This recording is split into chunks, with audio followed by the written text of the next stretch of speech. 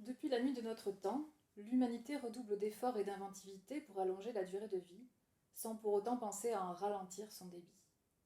Tout ce qui compte est de repousser la mort, de vivre plus longtemps, afin d'avoir plus de temps. Pourtant, ce n'est pas tant la hauteur du verre qui importe, que la vitesse à laquelle on le remplit, et le temps que l'on prend à en savourer chaque goutte, chaque tempête, chaque accalmie. Après tant d'avancées médicales et technologiques, après avoir triplé notre espérance de vie, avons-nous vraiment plus de temps aujourd'hui?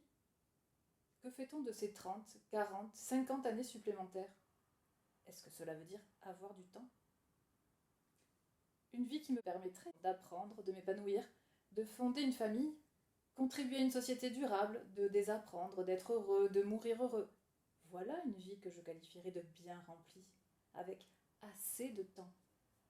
Étrangement, il y a quelques siècles de ça, certains passaient les premières années de leur vie à apprendre, pour ensuite, à l'adolescence, se mettre au travail, et vers 20 ans, fonder une famille.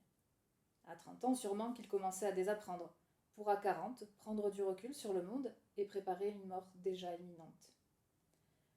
Eh bien, n'était-ce donc pas assez? N'était-ce pas assez de vivre moins longtemps? Quelle différence cela fait pour nous autres animaux, qui n'avons pas la conscience réelle et palpable du temps qui passe? De nos jours, on use les bancs d'école jusqu'à 16, 20, 25 ans. On passe ensuite les 10 premières années de notre vie professionnelle à attendre de pouvoir dire que l'on en a 10. On construit aussi une famille, on la fait grandir. À 40 ans, on tente d'accomplir ce dont on rêvait à 20. À 50, on se sent trop vieux pour prendre des risques. On se prépare à une sortie de carrière. À 60, on ralentit, si tard qu'il faut bien 5 ans pour y parvenir. Ce n'est qu'ensuite qu'on désapprend, enfin.